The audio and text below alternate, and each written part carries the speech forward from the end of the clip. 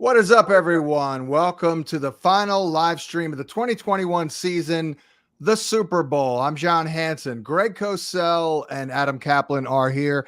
Ben Kukanis on the other side of the glass.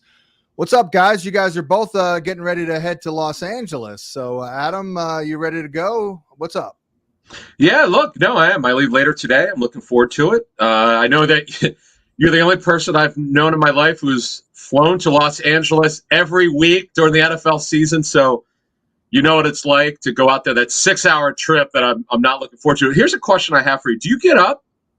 Because I know you always say you work during the trip, but do you get up? Go to the You have to get up, bathroom. right? I'm drinking 6 cups of coffee, so I go to the Oh, my bathroom. gosh. Yeah. Okay. This is important stuff. I'm glad we're discussing this. Well, yeah, I want to know because I haven't done. But do you stretch? Don't you get up to stretch? Because Greg is turning 70 and he needs a few tips here. Yeah, I get up to stretch. Not bad. You had to speak up. He was waiting for that one all day, John. I guarantee he was waiting for that one all day. Yeah, he probably has it written down on a sheet of paper in front of him so he wouldn't forget.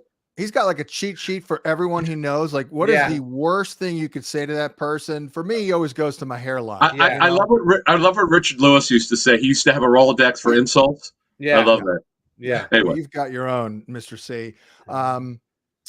So you're talking to a guy who's done 75 plus cross country flights during the pandemic, zero COVID cases. So if you guys are worried about that, I don't know how you do those 6-hour deals, John. I'm dreading those flights. To me are killer. What I did, and I don't know, you probably couldn't do it, but I basically make it so like I have to work on the plane. Basically, I can't do that. I'm able to do it.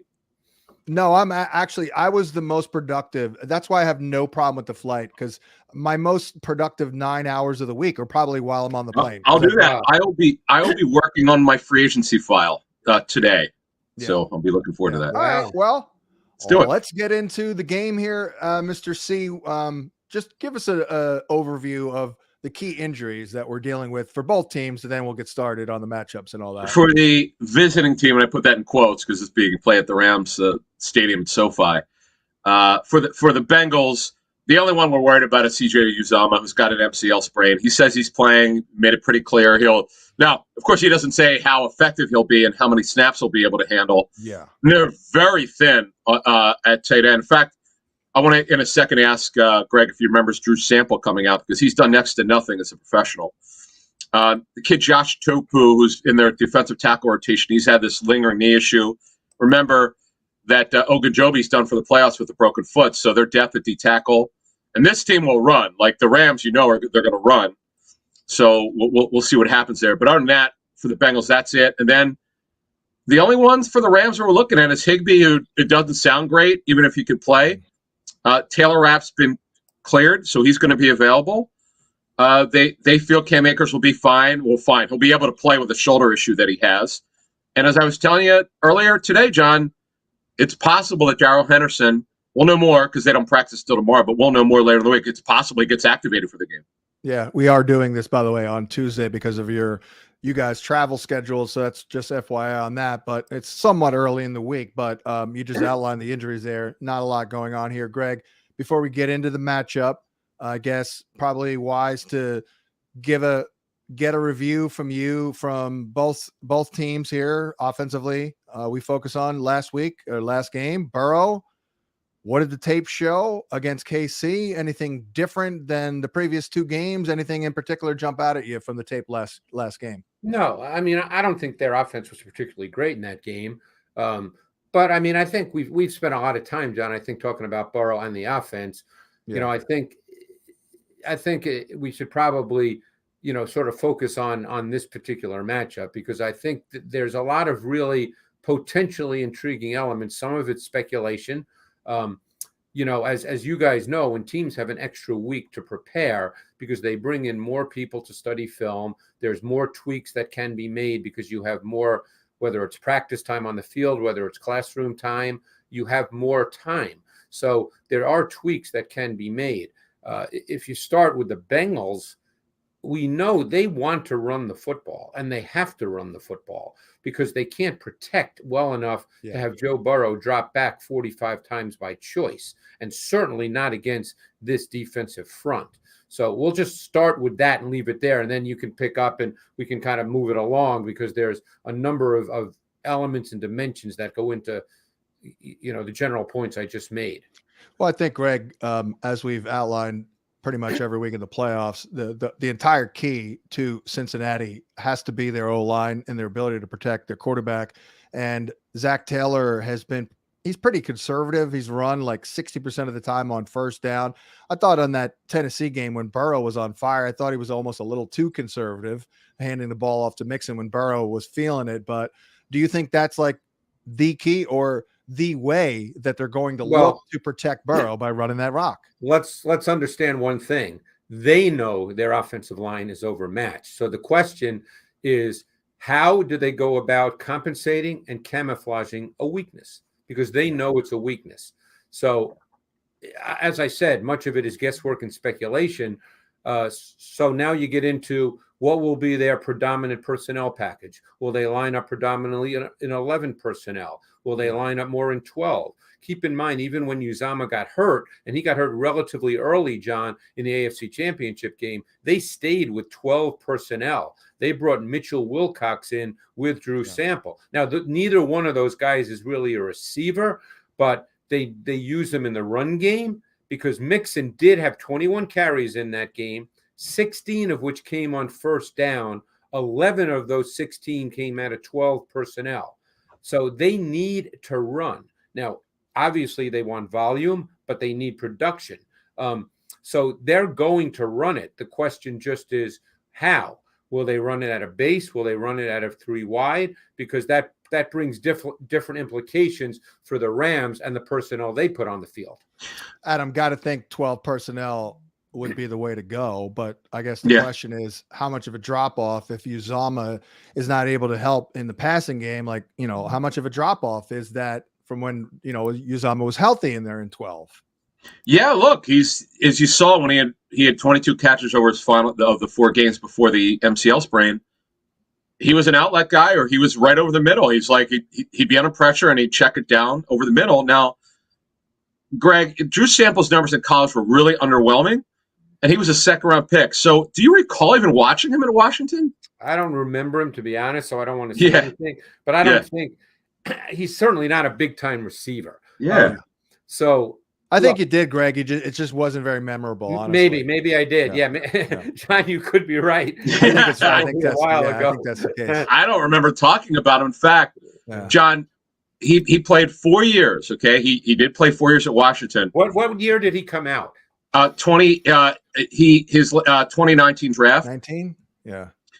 This is how underwhelming the guy was. McLaurin, DK. I'll tell you in a sec. I mean, his final year at Washington was his best year. Only had 25 receptions for 10 yards a catch. Yeah, it's hard to believe. And got a second-round pick. Is he a good blocker? I think they must have viewed him as a nice 3-down guy, safe. I did not watch him because I just went back to my list. Really? I watched 271 players that year and did not watch him. Well, that's crazy, and it was shocking. I remember when he was drafted, I asked some guys I know, and they said, "Oh, he had a 4 or 5 from us, a 4th or 5th round grade." He went to the second round, the Bengals, and also, folks. In Dynasty Leagues, Uzama's up. His contract's up this season. I think a couple of things, just as we talk about the matchup. I think one of the things that I would expect to see, and in fact, they started the third quarter with it against the Chiefs, is play action with Burrow under center.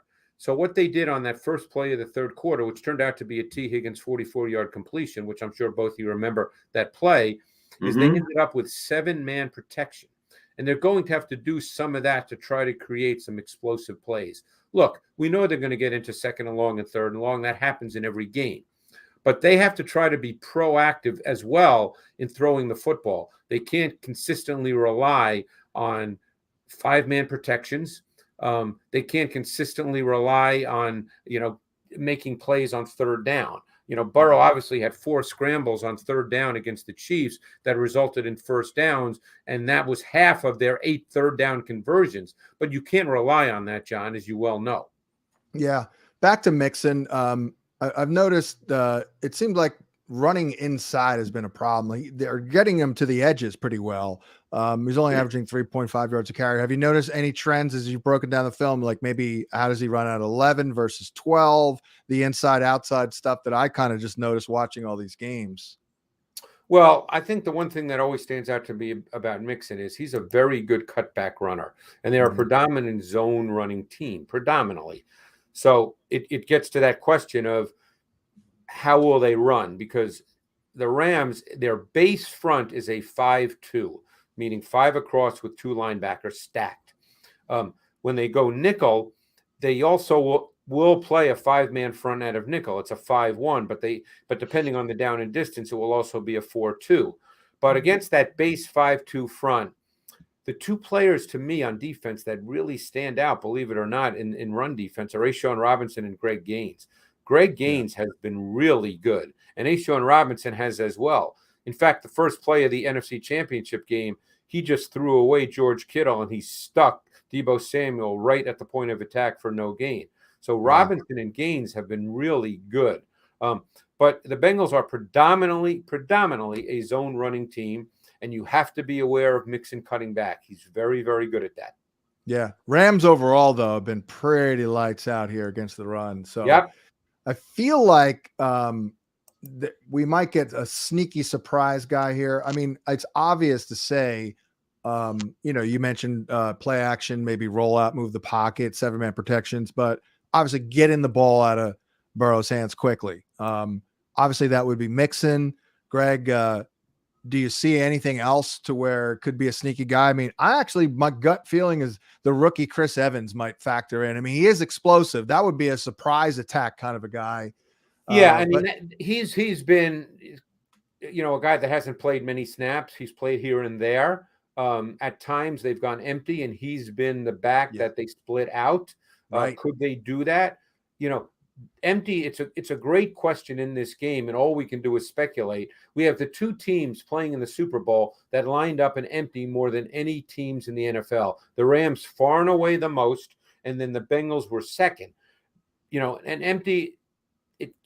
It's an issue with protection, obviously, because if you're going empty and you don't have a great O-line, the ball has to come out. And Burrow certainly does have a great feel for the timing of the pass game, so you can do that. I don't think you'll see a ton of it by the Bengals. I happen to see you'll think a lot of it from the Rams, but we'll get to that momentarily. But I don't know how much you'll see of that, John, from the Bengals, because you just can't. Their O-line is just a concern, and I think they have to try to compensate for that somehow. And I think you have to protect. Even when they get to 2nd and long and 3rd and long, one thing they've done throughout the year, and they've been forced to, I don't think Zach Taylor wants to do this, but you don't have a pass game if you can't protect. He's put the back Pirine, this is usually on 3rd down because Pirine plays on 3rd down, and a tight end, both offset in the backfield as primary pass protectors, which means only 3 guys go out in routes, primary routes. And I don't think he wants to do that, but he has to do that at times. And when he does that, one of those guys will be, running a route will be Jamar Chase, of course. And again, we always go back to the Ramsey thing here, but I mean, this is probably as prevalent as when they played the Packers and Devontae Adams or something like that. So we'll see the matchup, Greg. We know that. We don't know how much of it we'll see. I could tell you, I mean, my opinion, if Chase starts catching a bunch of balls, we could see Ramsey on the rest of the game. But it's funny. We've talked about this, and obviously I've been asked about this a lot. Yeah. The only way I can answer that is based on sample size and track record. I mean, they have 2 weeks to prepare. Could they come out and say, Ramsey, you're on Chase, and make it one-on-one the whole game? They absolutely could. Yeah. They've never done that this season with any receiver they faced. So that's all. I can only go by what the film shows. They are one of the lowest percentage man-to-man defenses in the NFL. Now, having said that, you can still play zone, and if Ramsey is on Chase and it's outside the numbers, it essentially becomes man. But in terms of just lining up and saying, you got him, they have not really done that with Ramsey. Yeah. Yeah. Now, they could well do it. I'm sure Ramsey wants it. I'm sure he does. Yeah. Yeah. Now, Greg, keep one thing in mind. There's other ramifications to that. Because if you want to put Ramsey man-to-man on Chase, when Chase is the boundary X, okay, the single receiver to the short side of the field, then you pretty much has to match the back, who's almost always offset to the boundary as well. You've also got to match the back man-to-man, okay? So let's say you do that with whoever they want to do that with. And by the way, there's so many questions that this raises, because with Taylor Rapp now back, you might see them play dime again. They hardly played dime when Rapp was out, and yet they had played dime among the highest percentage in the league prior to Rapp getting hurt. So that's just another variable. But the point I'm making is, if you want to play true man, guys, then you're going to have 5'9", 185-pound Darius Williams matched against T. Higgins. So the question is, do you want to do that? And if you do that, do you pretty much have to say we need somebody over the top of that all the time, because we're not real comfortable with that? A little surprised Tyler Boyd hasn't been a bigger factor in these playoffs, Greg. I don't know what to make of it. I don't know if you do, but there have been a couple of matchups. Like the Tennessee one, they were the worst team in football covering slot receivers. So I'm like, hey, it's a good spot. He didn't really do anything. Any thoughts there? No, those are questions that I just can't answer. It's like when you would ask me about why don't they throw it to George Kittle? I mean, I can't answer. I can't answer those questions. I know. I asked some unanswerable questions. John, what will happen this week is Boyd will go 7 for 110 and a touchdown. That's going to happen. Yeah. Oh, I know. Let's one thing on the matchup. So since he goes 11 personnel, what do you think of David Long, the corner? Yeah, he's been the so it depends what they do with Ramsey. Long plays both outside and inside, because it depends what they do with Ramsey. Darius Williams always stays outside. So normally when they play zone, it almost doesn't matter. One can play in the slot, one can play outside. If they're going to go man, then Long is going to have to match up against Boyd. If they go man, true man, where they're going cover one and matching up, then Long on Boyd would likely be the matchup. That seems to favor Boyd a little bit. It would. Yeah. All right. Before we move on, I'll phrase it this way. Like you fly in Los Angeles, Greg, you're at LAX, and you see Zach Taylor, and he's like, oh, Greg Cosell, I only have a minute, but tell me how I can offset the Rams pass rush. Somehow I imagine if I did see him, he wouldn't ask me that, but you never know. Well, there's multiple ways to do it. I mean, you do it with the kinds of passes you throw, getting the ball out quick game, quick 5-step throws, getting the ball out. That's one way to do it. Another way to do it is with adding to the protection numbers, 6-man protections, at times 7-man if you want to go a shot play. So, these are things they'll have to do throughout the course of the game. Maybe some boot action just to change the launch point. Usually boot action is done in normal down and distance situations. You don't necessarily see boot on 3rd and 8, but you just try to do things that limit. Play action is big, and outside zone play action is big, because what you try to do there is you try to get the defensive line moving laterally with their first step and a half, as opposed to vertically rushing the quarterback. So these are all tactics that you try to deploy to slow down a pass rush. These are the things you can do so much more with a guy like Burrow, right? I mean, 0 limitations with Burrow. Adam, it feels like he's physically better than ever this year. Like it feels like he has more confidence in that knee here in the playoffs. I mean, it's money time, but second half of the season, he really, you saw early on, occasionally in the first half, there would be some issues, and occasionally he'd be listed on the injury report. But second half, there's no question. He looks like himself. Pretty impressive. And it's funny, two of the most aggressive throwers are throwing against each other. I'm hoping it's a high-scoring game. I'm hoping the execution's good, because it would be great to see these guys who are so aggressive have big games. It'll keep everybody's interest.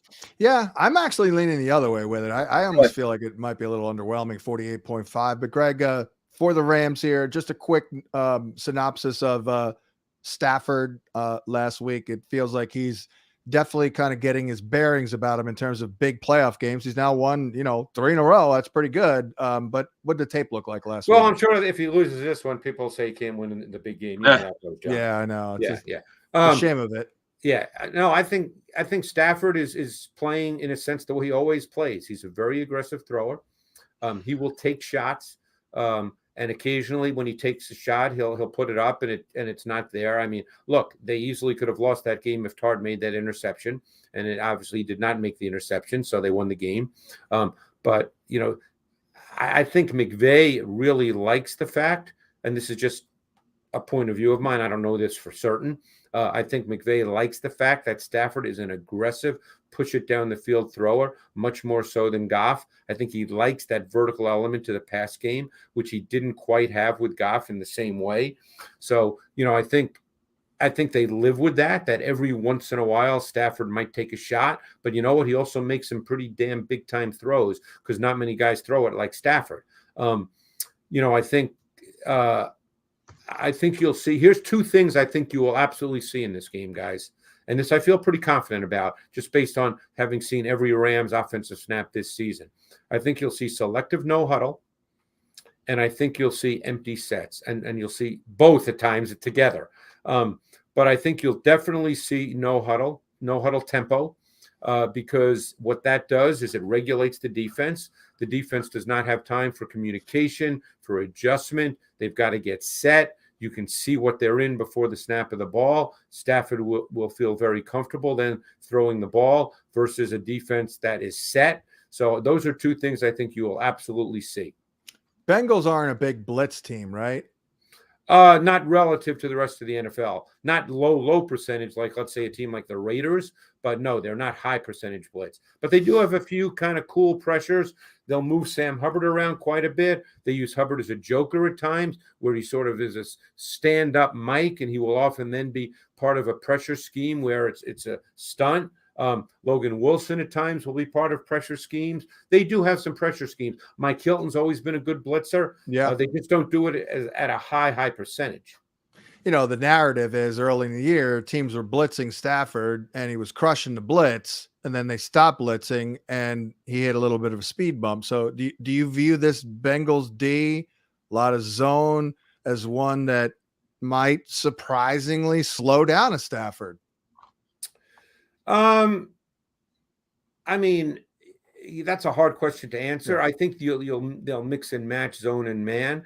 I think they'll use some similar concepts to what they did against the Chiefs, where in the second half they dropped Von Bell into the robber position to take away deep overs, which, by the way, the Rams run deep overs as well with Kupp, and the Rams are phenomenal, as good a team in the league at high-low pass game concepts that work between the numbers. And if you put a robber right in the middle, you'll take away the high element of the high-low concepts. So you will see that. You won't see it to the degree they used against the Chiefs because, hey, now everybody's seen it and they'll expect it at times. But you will see that, and they will line up and play man. I mean, you will see Hilton on Kupp. You'll see Awuzie, who normally doesn't travel, normally plays right corner with Apple at left corner. I think you'll see Awuzie, though he'll certainly get Beckham. That the Beckham is a critical player in this game to me. That's just my personal feeling. He's become their boundary X. He had 11 targets, John, as you know. Yeah. And, he's a pretty good receiver. More outside last game, too. Yeah. He did get more action outside because I was talking about, those in-breaking routes. Yeah, he still gets open. Yep. He's healthy too, man. Yeah. He's healthy. I mean, he's okay. Again, I'm not one who sits here, I don't make predictions like you do during the season, John. And I don't know if you're doing it for the Super Bowl, but so I can't sit here and say how many targets he's going to get. But Beckham is a tough cover, and he's their boundary X. Yeah, and the chemistry seems to get better and better and better with Stafford as the time wears on and he gets comfortable with the offense. Yep. I mean, it is a new offense. It's pretty complicated offense for OBJ to pick up here mid-season, I bet. Yeah, I mean, sure. Again, obviously we know what his reputation is and all that, but my guess is, and maybe Adam knows the answer to this from talking to people, I would bet he's a pretty smart player. Yes, that's true. Talking to people who've coached with him, and he's also on a contract here, and it's just he's got a chance to win the Super Bowl. Usually, things will, even if a player's had problems with other players or had a problem with a team, when they move on and they're put in a position like this, you don't hear anything bad because they know that this is a wonderful opportunity. Oh, and by the way, he's on a contract year. Yeah. So it's working, man. John, the key is he's healthy. Keep one other thing in mind. He's in a receiver room with Kupp, who's a total pro. Jefferson, who came into the league as a total pro, because of his dad. Yep. And Beckham can be a total pro. Beckham is a smart player. The other stuff doesn't mean anything at this point. Notice you've heard nothing about Beckham since he's been with the Rams. Sure. Mm-hmm. Yeah, I mean, he's a really talented player, and he is smart.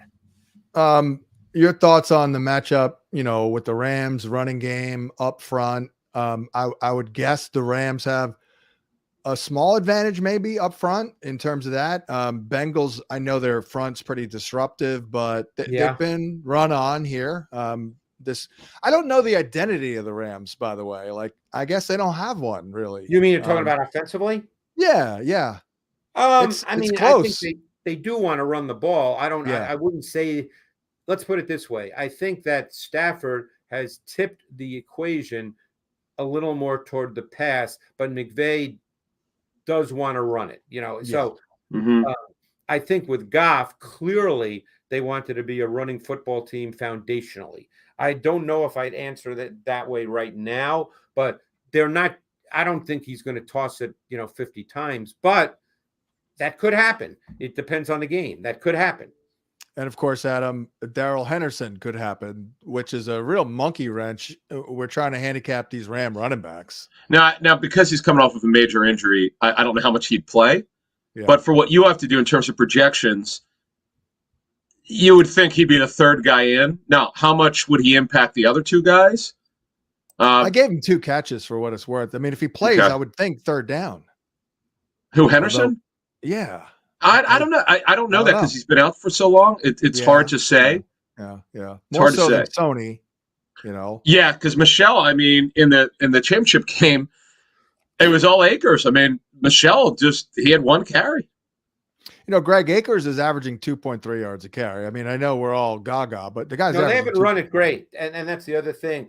I think McVay is the kind of coach that I don't know with Stafford and these receivers if he's going to stick with the run game if it's unsuccessful. Because I think he feels really good about Stafford. I think he feels really good about the pass game and the receivers. So, I think if they're not running it well, and only he can decide what that means. I mean, obviously, if they're gaining no yards, we all can see that, but he'll decide what that means. Then I think he's going to throw the ball. I think they'll run it though, Greg. I'm sure you've looked at the numbers as you prepare for the matchups. I mean, the Bengals are getting run on pretty well here. They're giving up over 5 yards a carry. I know they did a good job against Derrick Henry, but maybe Derrick Henry wasn't himself. Adam, anything else? Jump out to you? The loss of Tyler Higbee potentially is. Yeah, and even if he plays, you can't imagine. Although Blanton made some plays last game. Yeah, I know. Guy was on the practice squad 3 years. Kendall Blanton. Oh, Greg, what's his tape look like? I did not see him coming out of Missouri, so I'm sorry about that. But he looks athletic. He's kind of a long, athletic guy. I mean, look, he had 5 for 57. I think they'll throw it to him. He's not. When I say throw it to him, it's not as if he's their number 1 target. But I don't. My point is I don't think they're going to change their offensive approach if Higbee can't go, or if Higbee can play but can only play 10 snaps. I don't think you'll see them change what they do. Yeah.